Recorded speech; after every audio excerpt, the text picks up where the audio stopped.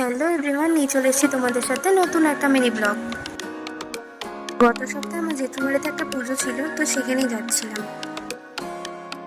আর বাইরে যা রোদ গরম পড়েছে, বাইরে বেরোতেই মন যাচ্ছে না একদম। মার বাবা চলে এসেছিল আগের থেকে জেঠুদের বাড়িতে, আমি দেরি করে গেলাম আর কি।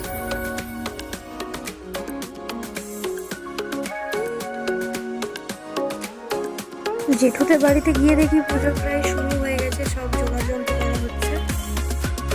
এরপর আসছে দুপুরে খাওয়ার পালা। এখানে অনেকগুলো আইটেম ছিল, তো আপাতত মনে পড়ছে না।